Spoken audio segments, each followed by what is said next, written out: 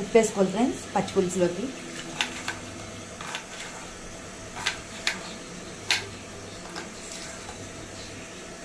Next కొంచెం బెల్లం వేసుకోవాలండి.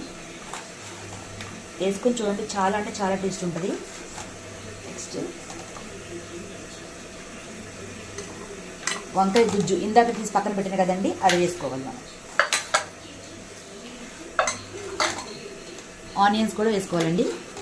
ఆల్రెడీ పచ్చిమిర్చి వేసి ఆ వీడియో స్కిప్ అయింది.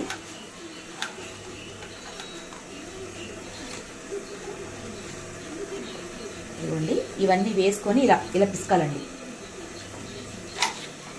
పచ్చిపులుసు అనేది కొంచెం పలుచగానే ఉంటే బాగుంటుందండి. చాలామంది దగ్గరగా చేసుకుంటారు, కానీ ఇలా టేస్ట్ చూడండి, చాలా అంటే చాలా టేస్ట్ ఉంటుంది.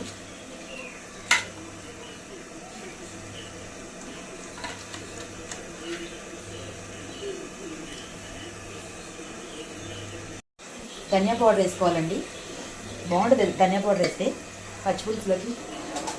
నెక్స్ట్ కొత్తిమీర అండి,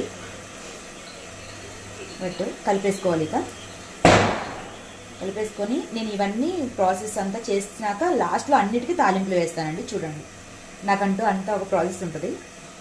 కలిపేసుకుంటే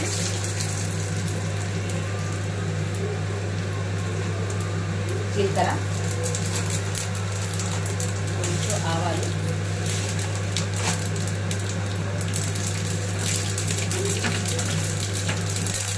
కరివేపాకు పైన.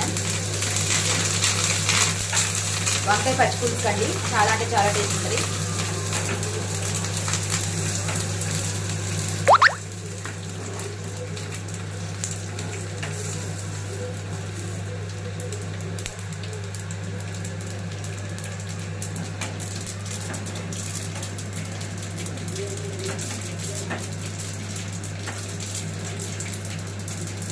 అయిపోయింది.